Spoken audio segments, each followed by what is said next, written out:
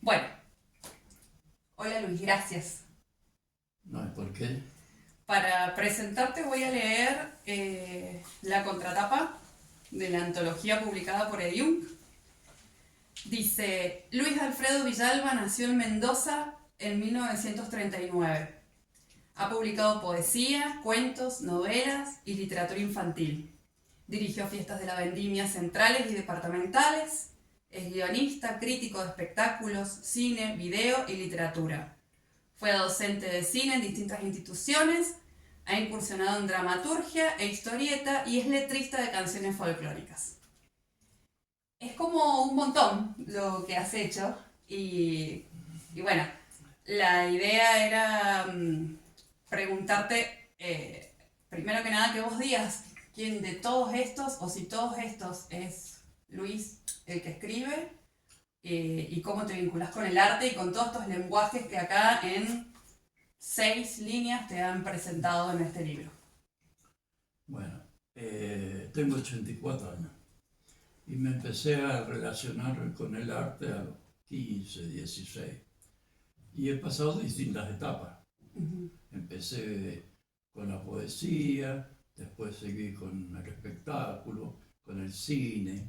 He pasado momentos en que no he escrito nada de poesía, en que he filmado, otros no. Es decir, de acuerdo a las circunstancias externas, dictadura, democracia, Mm.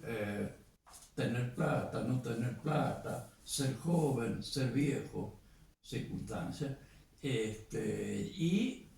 y estados de ánimo y todas esas cosas, bueno, he preferido una u otra forma de expresarme.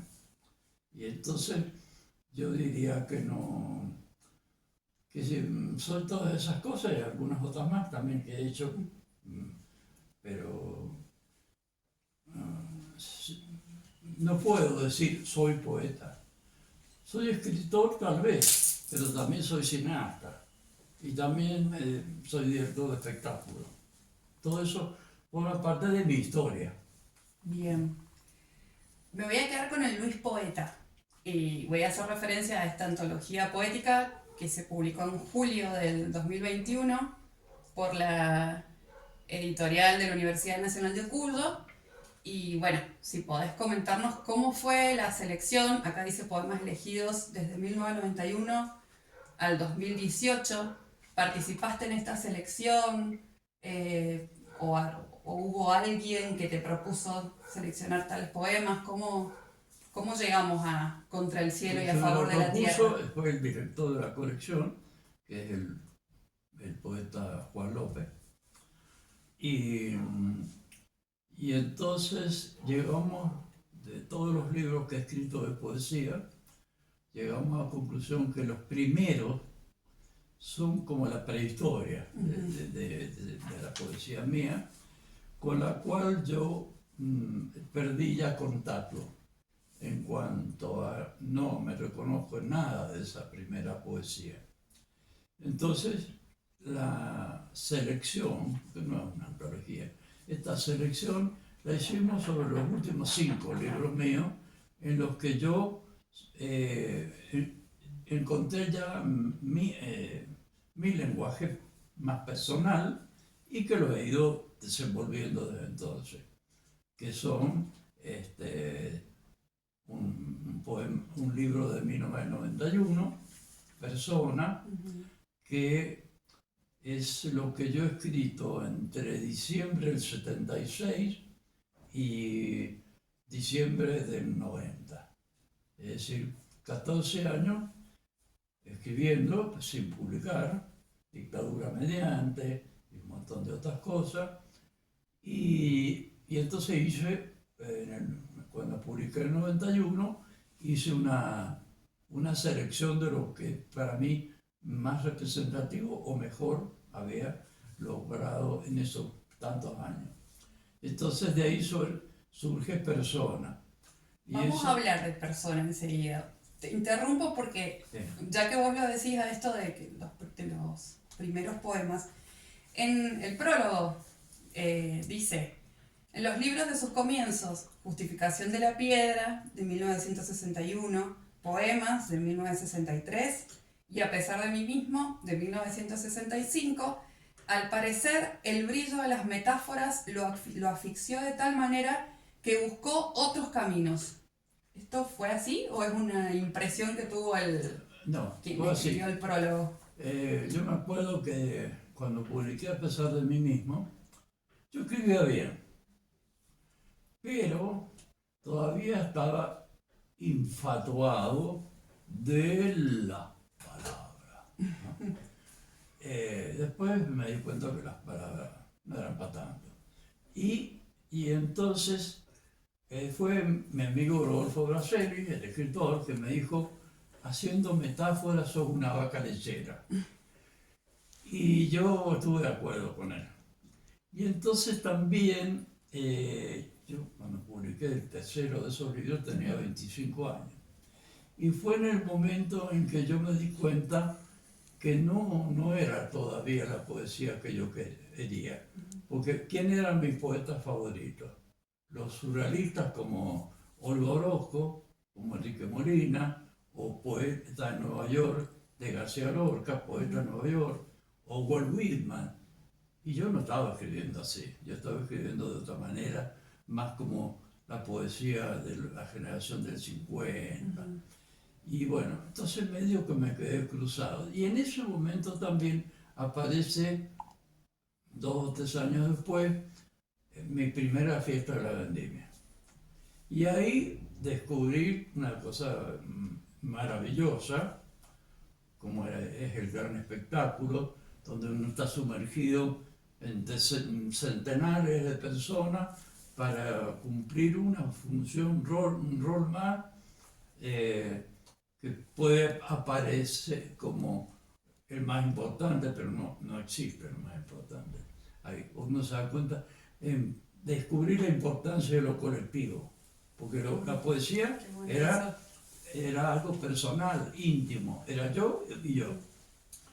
Y en cambio, en la fiesta de la vendimia éramos un enorme grupo donde cada uno de esas personas contribuían a que toda esa gestalt funcionara. Y entonces ahí me entusiasmé mucho y me dediqué mucho al gran espectáculo.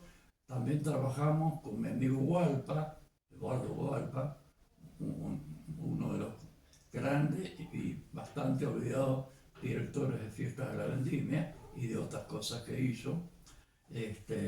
Hicimos también, trabajamos dirigiendo con él, pero yo trabajaba con él, el Festival Andino del Folclore, donde debutó Mercedes Sosa, por ejemplo. Claro. Estoy hablando del año 67, 68. Bueno, y entonces descubrí eso, lo de los colectivos, y eso me fascinó. Y seguí, estaba muy metido en eso. Recuperé la experiencia cinematográfica también, con Super 8, con pequeñas cosas. Entonces la poesía no estuvo. No estuvo. No estuvo. Y cuando, bueno, y llega llega en 5, 7, 8 años, llega el 76. Llega el gran quiebre. El gran quiebre que fue, en el país, como país, y en el gran quiebre que fue para mí, digamos, que una madurada a Fomento. Fue tremendo. Todas las categorías que yo tenía, estéticas, éticas, políticas, se fueron a la mierda. Entonces, y no había de dónde agarrarse. Entonces, bueno, ahí en ese caos vuelvo a la poesía. Vuelvo a la poesía, pero no para publicarlo, porque no había espacio ni nada, Claro. sino, y cuando vuelvo, el primer poema que escribo, lo escribo en diciembre del 76, y se llama 1976 y está en el libro Persona. Sí. Y ahí descubrí que yo había descubierto lo colectivo en la poesía. Qué bonito eso, lo colectivo en la poesía. Había descubierto eso. Ya no estaba hablando de mí, sino de el entorno en el que yo era un elemento más. Yo era un individuo en relación, ¿no? Bueno, Bien. ahí aparece eso. Y ahí empiezo a escribir de nuevo. Y ahí, bueno, y al mismo tiempo, en esa época, por distintas circunstancias, junto con un grupo de amigos, hicimos una revista infantil, que salieron 150 números, y que yo escribí 150 cuentos para chicos. Y ahí me encontré con otro lenguaje diferente. Además, mientras vivíamos la tragedia, yo escribía cuentos para niños. Pero esos cuentos para niños también fueron un acto de desobediencia, porque habían cosas que estaban prohibidas para los chicos y nosotros publicábamos esas cosas. Los personajes míos eran desobedientes, eran desorientados, buscaban aventura. Entonces ahí fue un cambio en mi personalidad muy, muy fuerte. Y hasta que finalmente, bueno, después se van dando, yo sigo escribiendo, pero recién a fines de los 80, yo ya estaba leyendo en público de todo eso que había estado escribiendo y me propuso Marcelo Zapunar, que tenía la editorial La Sopaipilla, que si quería hacer un libro. Entonces yo hice una selección que empieza en 1976 hasta lo último que escribí en diciembre del 90, donde tengo 3 experiencias muy fuertes, 4. Yo estaba dirigiendo una fiesta de la vendimia, que es siempre un trabajo muy grande, y en octubre muere mi madre, en diciembre, en noviembre muere mi papá, y en enero nace mi primer nieto. Digamos que un ataque. Gran transformación a nivel personal. Bueno, y en ese lugar termino de darle forma y de seleccionar lo que van en persona. Que hace poco, Sí. Sandra Flores Ruminó, lo tengo apuntado. Eso fue en junio de este año. en 2023 se volvió a se hizo reeditar. una reedición. Sí. Y cuando me puse y dije, bueno, a ver qué pasa con esto, de la edición inicial, lo único que hice fue sacar un poema, Ajá. que definitivamente no me convenció. Así que, digamos que había hecho realmente en el 91, elegí bien lo que me había pasado a mí en esos 10 años. Sí, la reedición fue por la editorial Payana. Exactamente. Sí, ahí tengo un par de frases ahí que después las vamos a charlar. Bueno. Pero quedándonos acá en esto de en la antología, bueno, o la selección de poemas, desde los estudios culturales se sostiene que la práctica social también hace y produce arte. Hace y produce arte. Y yo encontré acá, en esta antología también, y en el prólogo, que quien lo escribe relata tus palabras en donde, y acá en la solapita, te voy a leer tal cual está en el libro, que lo tengo marcadito acá. En resumen, mis temas son estos: la existencia, lo social, lo político y el erotismo. ¿Esos son los temas en tu poesía? ¿O en todos tus productos artísticos? A ver, yo diría, en mi poesía sobre todo esos son los temas. Por supuesto, dejando algunas cosas afuera, pero como que tópicos, como así. Tópicos que vuelven una otra vez, esos son los tópicos más importantes. Y eso desde que empecé a escribir. Yo me acuerdo que en el primer libro que escribí, Justificación de la Piedra, eso en ese 1961, por ahí, asesinaron a Patrice Lumumba, el gran revolucionario africano, llegaron a llamarlo el Che Guevara africano, Y a mí me dolió profundamente y ahí apareció, y el primer poema de ese libro se llama Oda a Patrice Lumumba. Es decir, abrí fuego, Claro. digamos, con un poema político. Pero también están los otros temas dentro de todo el libro. Lo social, Lo el social, erotismo, lo la erótico. existencia. A ver, en ese momento yo leía a Sartre. Claro. Bueno, leía a Sartre, por ahí en un poema, irónicamente hablo de mí mismo, que ando con el ser y la nada bajo el brazo. Era el existencialismo. En ese momento yo era existencialismo, tenía mis primeros contactos con el anarquismo, tenía varios contactos con amores y, y bueno. Y lo social siempre Y ahí, bueno, la lectura del siempre registro de lo el social. tema de la lucha de clase, la explotación, la forma de vamos a ver, la resistencia del pueblo, etc. Eso también está ahí en persona. Bien.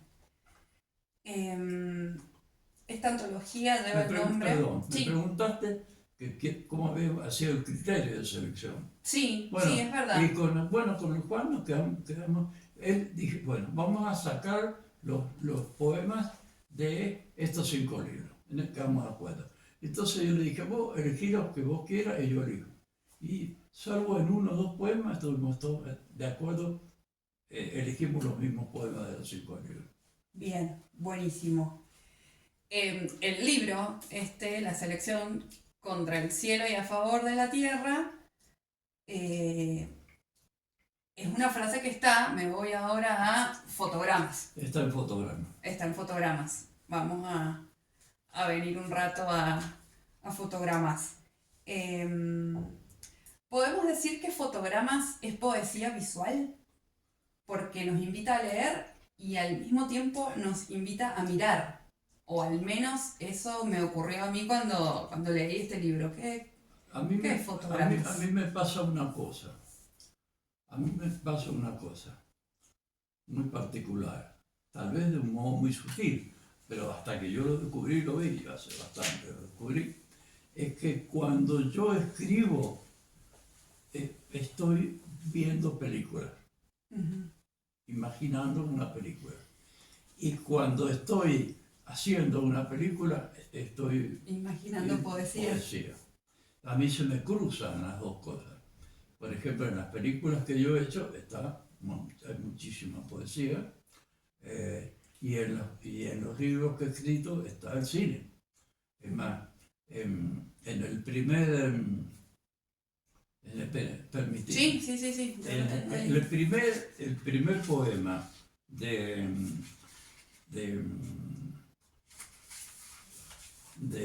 fotogramas está relacionado con mi película favorita, que es 8:30 de Fellini, pero al mismo tiempo muestro con una frase de Marcello Mastroianni, la última de la película, todo lo que está en mí como mi estar en estado de incertidumbre todo el tiempo. Y entonces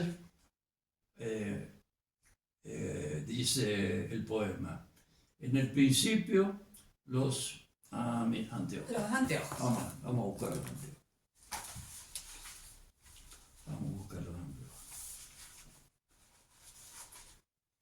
Retomando el Génesis, que es mi Génesis. Sí, sin duda. Entonces, en mi Génesis tomo el tono del Génesis cristiano, o judeo-cristiano, y dice, en el principio las tinieblas cubrían el abismo, y un soplo informe y vacío aleteaba sobre las aguas.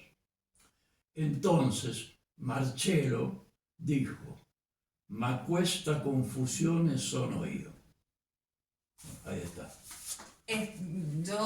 Me pasa eso con este libro, es como poesía visual, me invita a ver, además de leer.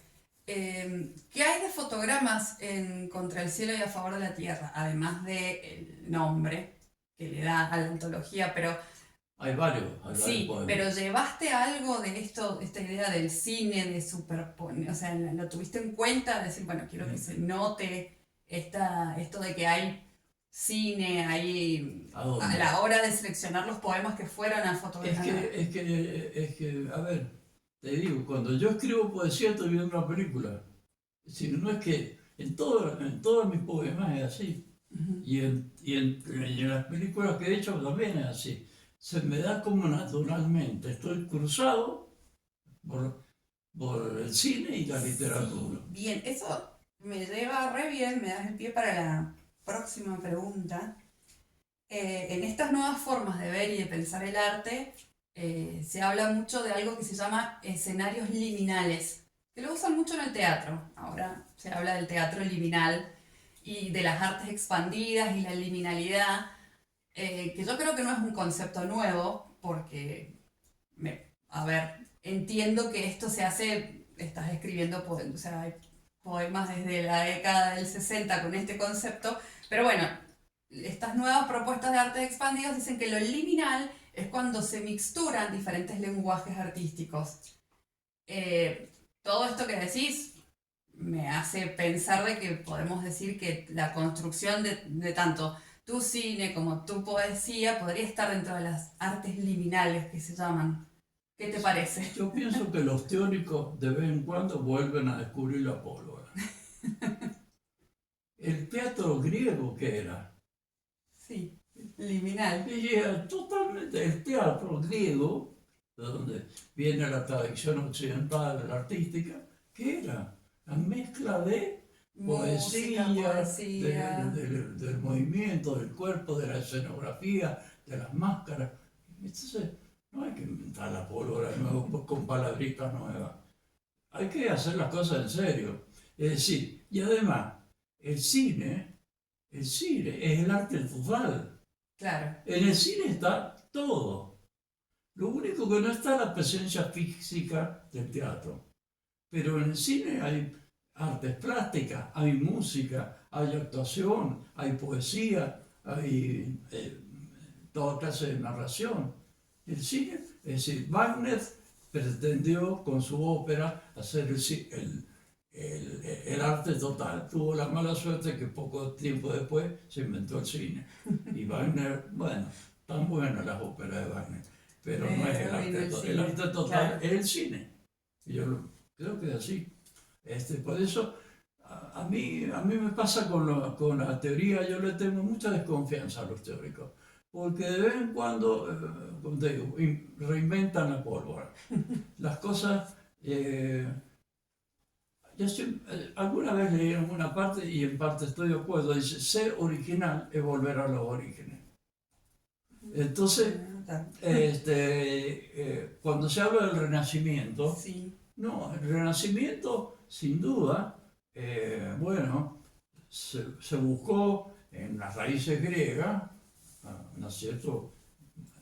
Como saliendo de la cosa cristiana obsesiva de la Edad Media, se busca volver a los griegos. Pero se busca también, ojo, es decir, no es que copiaran a los griegos, fueron ahí y a los orígenes para hablar de sus necesidades, sus nuevas necesidades expresivas y de lo que estaba ocurriendo en la sociedad. Porque en el Renacimiento no solo fue el renacimiento de las artes, de la ciencia, del comercio, de un montón de cosas que empezaron a cambiar el mundo. Entonces, Cayó el feudalismo, por ¿eh? empezar. Cae el feudalismo. Cae el feudalismo, y aparece lo que será luego el liberalismo y el capitalismo y todo lo demás, pero hay ese asunto. Yo tengo una desconfianza. Y sabes, mira, yo cuando daba clases de cine, eh, eh, había libros que estaban de moda entre los profesores de cine, y había un autor que se llama Sitfield, norteamericano, que era el libro para enseñar guión. Ujú. Y yo lo encontraba tan, lo leí, cuando lo leí por primera vez, esto es libro de receta de cocina, ¿sí? Me parecía muy mediocre. Entonces me pongo a averiguar sobre este señor Sitfield y resulta que el profesor de guión, a todos los alumnos que iban a ser guionistas, el señor Sitfield nunca escribió un guión en su vida. Entonces yo, cuando me decía, y yo me discutía con los alumnos, porque los alumnos decían, oh, todos los otros profesores nos piden Sitfield, y usted me dice que tírenlo, es otra cosa, Claro. el guión. Y porque yo le decía así en clase, incluso estaba en la bibliografía y yo lo saqué, porque era una farsa. Y entonces yo le daba un ejemplo muy... Si ustedes quieren hacerse una silla y un vecino de ustedes ha escrito 8 tomos sobre todo lo que uno puede saber o no desde toda la historia sobre la construcción de sillas. Pero ese señor no ha hecho una silla. Y él es un académico, tiene un máster en construcción de sillas, ha hecho 8 tomos, le han dado varios premios. Y a la derecha, el otro vecino es analfabeto, pero hace sillas. ¿A quiénes le van a pedir ustedes que les haga su silla? Y bueno, al que sabe hacer silla. Claro. Bueno, yo eso desde un punto de vista medio blanco y negro, ¿no?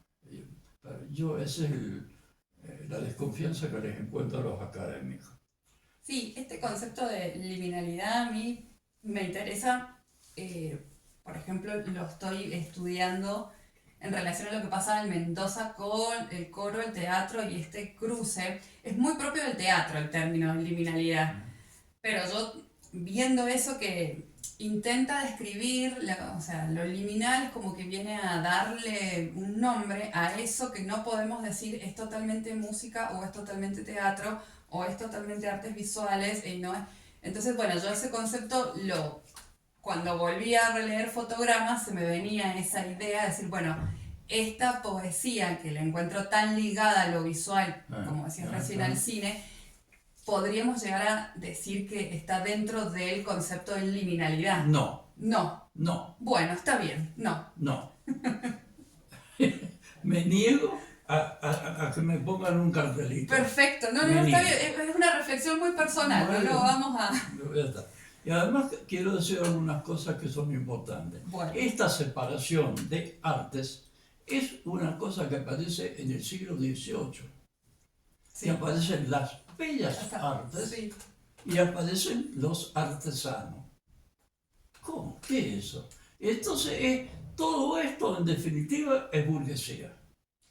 Todo esto es burguesía. Porque acá está siempre atrás de todo este tipo de cosas, yo sospecho, no voy a perder tiempo en estudiarlo, yo sospecho que hay la intención de poner una especie de jerarquía. En algún momento, no sé, en esos estudios liminales. Bueno, seguro que de ahí va a surgir algún sector de la liminalidad que va a decir que las obras liminales son superiores a las otras. Estoy seguro que va a ocurrir. Es un concepto también que tiene un arraigo mucho en lo que son los pensamientos latinoamericanos. Yo por ahí le tengo como una esperanza, porque sí yo coincido de que hay una mirada eurocéntrica en relación a la jerarquización de las artes. Entonces, bueno, siempre lo que venga de Latinoamérica va a estar como en lo tercermundista, por la periferia, pero este concepto viene del teatro. Yo, la verdad que como me quedó resonando mucho ese concepto y cuando leí fotogramas dije, me suena esto, pero es un pensamiento mío. Pero sí acuerdo en esto de que de que la estética, podríamos decir que de hecho los estudios culturales latinoamericanos ya no hablan más de estética, sino que también quieren romper esta jerarquización. Me parece que está buena tener en cuenta esa mirada de no segmentar las artes. Pero sí, es todo una búsqueda permanente.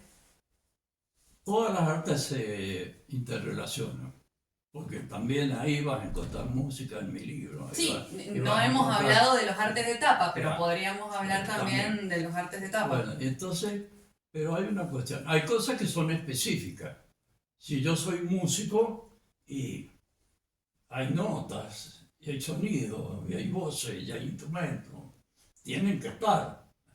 No, ese famoso concierto de este norteamericano, que no sé, me acuerdo, el bar del minuto o algo así, una cosa así, no es el bar del minuto, que se sienta frente al piano, no hace nada, durante un minuto se levanta y ya está. El silencio, sí. pero un minuto de silencio. No es 3 minutos Eso- y algo. Sí. Eso es, no tengo, ¿No es de John nada, Cage? no tengo nada en contra de la masturbación, pero eso es masturbatorio. Claro, ¿qué tiene que ver? No, está bien que el silencio forma parte de la música, pero todo silencio no es nada, Claro. no es música. Bueno, eso es una de las... Hay como... a mediados del siglo XX, primero tuvimos las vanguardias, y las vanguardias fueron muy importantes, siguen siendo muy importantes, del comienzo del siglo XX. Pero... Vanguardias europeas, o sea. No, ahí- no, las vanguardias en todo el mundo fueron, ¿eh? Sí, pero. No, también hubo, ojo, también en China aparece la nueva poesía. Claro, bien, y, sí. Es decir, por supuesto, de la que más se habla de las vanguardias Claro, europeas. uno cae en el error de pensar vanguardias y ir a Europa, Claro, porque así pero- nos lo han contado. Así nos lo han Sí. contado, sin duda. Pero hubo vanguardias en todas partes. Con mucha influencia europea, porque Europa influía en todo. Porque era Sí. el gran país conquistador, colonizador, y entonces influyó, sin duda. No podemos negarlo. No, no. Además, no podemos negar, está bien que sean unos piratas chorros y que explotan a medio mundo, pero han hecho cosas muy bellas desde el punto de vista del arte. Sin dudas. Bueno, entonces no podemos caer tampoco en decir, bueno, En no un vas a negar negacionismo todo. extremo, claro. Y las partes de la vanguardia europea, como hubo en otras partes también, también acá hubo vanguardia en América Latina, con influencia europea, pero con Sí, expresiones propias. Ya sé de lo que estábamos hablando. Estábamos hablando de la... bueno, de pronto aparece... Yo te decía que Aparece- la mirada latinoamericana Yo decía, habla de esta las mixtura de vanguardias artes. realmente aportan cosas muy importantes. El surrealismo trajo algo muy importante. El surrealismo fue un movimiento político Sí. que intentaba transformar la realidad a través de la ruptura de los lenguajes artísticos. Sí. Bueno, Apelando al inconsciente sí, y todas apelando a las muchas cosas. filosofías Pero de la es un sospecha. movimiento político. Bien. Bueno, entonces, son poderosas fueron esas vanguardias.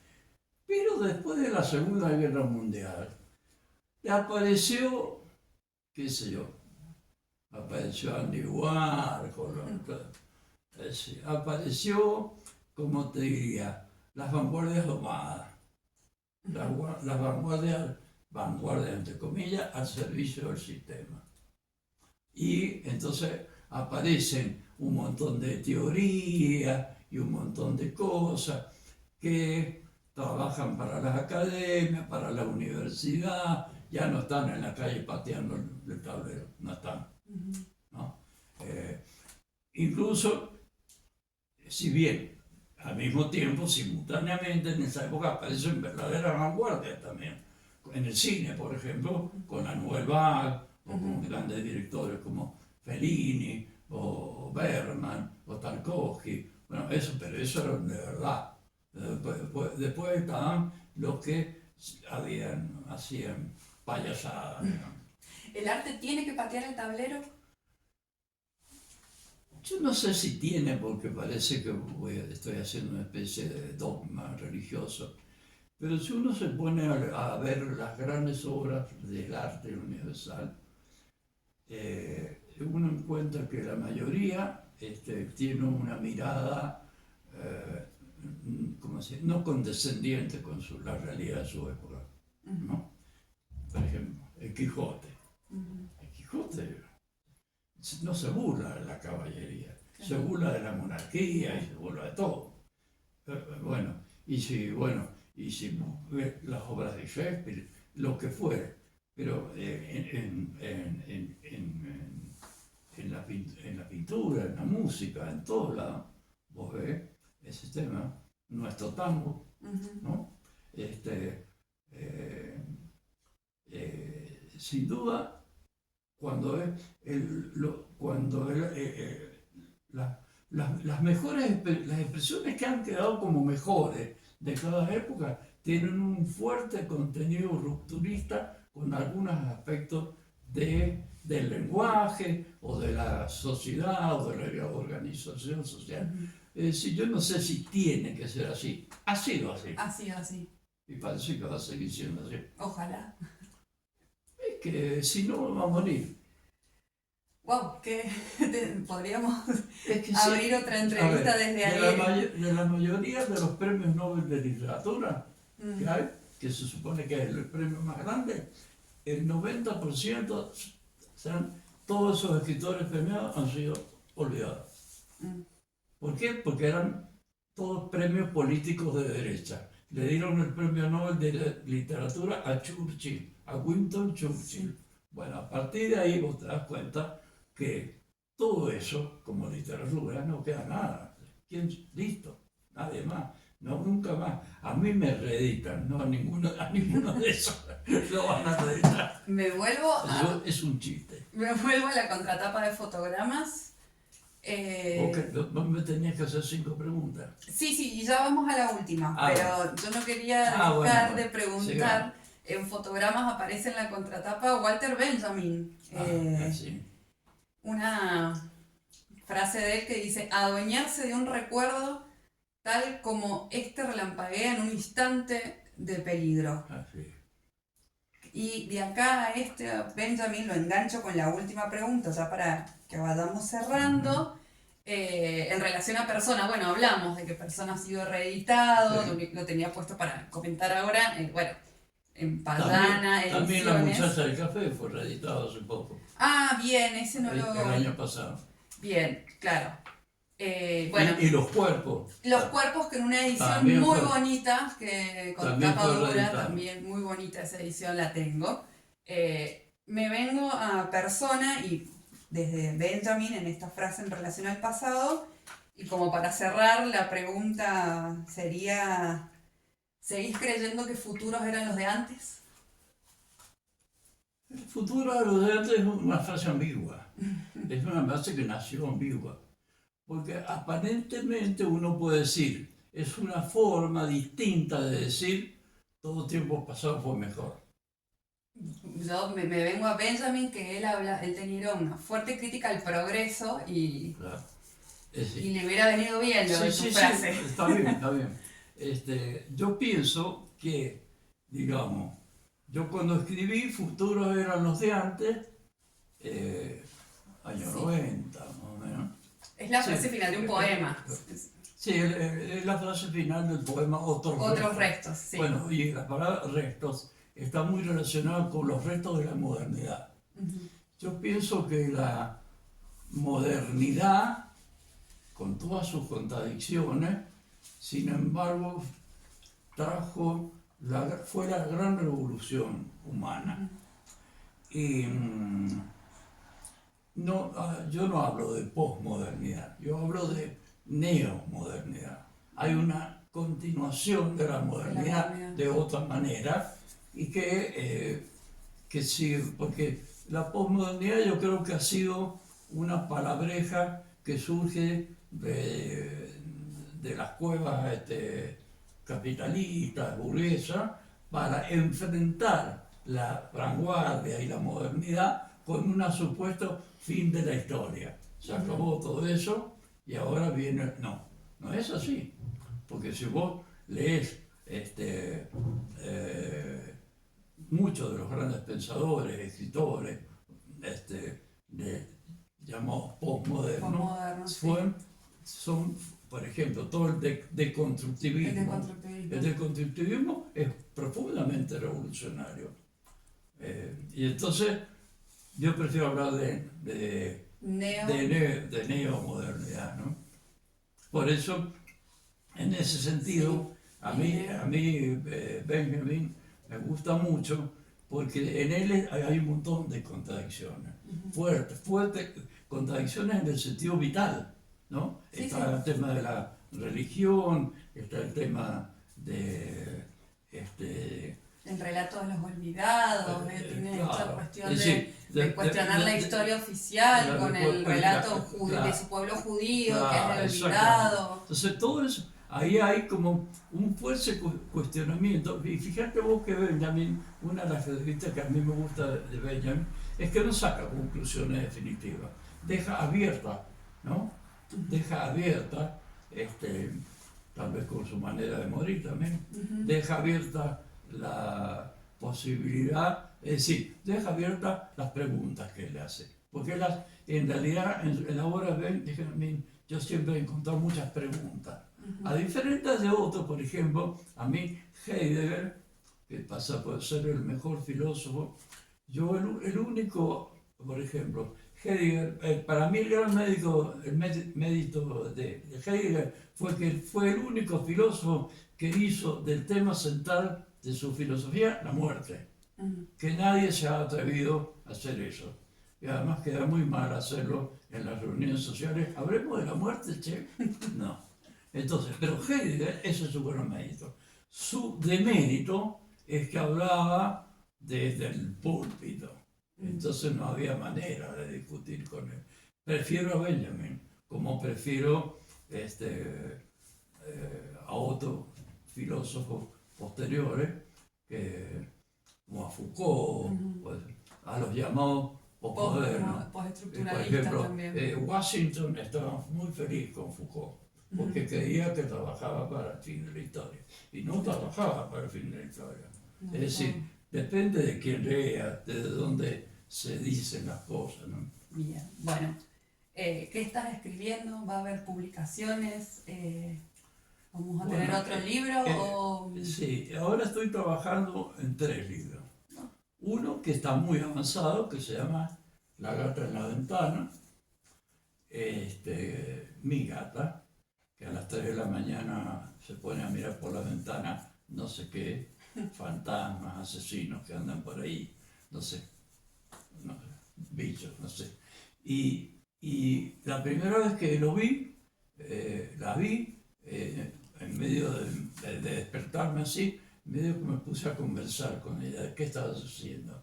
Y a partir de ahí surgieron como un montón de una cosa bastante onírica, y que está formando ese libro, que es poesía y es prosa, ¿no? Bien, eso te iba a preguntar. Eso es una cosa. Otro libro que estoy haciendo, un libro fantástico, pero también, como te diría, vanguardista, pero ocurre en Venecia, en el siglo XV. Bueno, un aventurero, asesino, poeta, juglar, músico, y que corre aventuras ahí. Ocurre en los 6 días anteriores en los 6 días del carnaval, que culminan con el martes del carnaval, donde empieza la cuaresma. El miércoles de ceniza, claro. Empieza la cuaresma. Bueno, ocurre, y todos los personajes, como es carnaval, todos los personajes tienen máscara. Bueno, si querés leerlo, hay que comprarlo. Bueno, cuando termine de escribir. Y el tercero que yo quería escribir un libro sobre cine. Porque yo desarrollé una teoría de análisis cinematográfico que se llama, Te pusiste teórico. Te pusiste teórico. No, teórico no, desde mi práctica cinematográfica. Desde mi práctica cinematográfica desarrollé una sugerencia de cómo puede alguien tomar los elementos los lenguajes cinematográficos para encontrar su forma de hacer cine. Y entonces yo he analizado 20 películas. No las 20 mejores películas, no. Las 20 películas que a mí más Que me a Luis le gustan. gustaron. Que a mí más me gustan. Y entonces a partir de ahí hago un análisis y esto. Ese es el que más me está costando porque, bueno, me cuesta mucho, hay una lucha muy grande. Yo tengo una lucha personal contra Hollywood y Netflix. Bueno, que me parece... Y ahora tenés Paramount, HBO, tenés varios para Sí, pelear. no, sí, pero bueno, todo veo. Y esa lucha está ahí, pero tampoco quiero darle tanta trascendencia, porque yo quiero hablar de las otras formas de hacer cine que no son el cine entretenimiento que nos propone la industria. Bueno, estoy trabajando en ese libro también. Bueno, los esperamos entonces. Bueno, gracias Muchas Luis. gracias. Un placer. Gracias.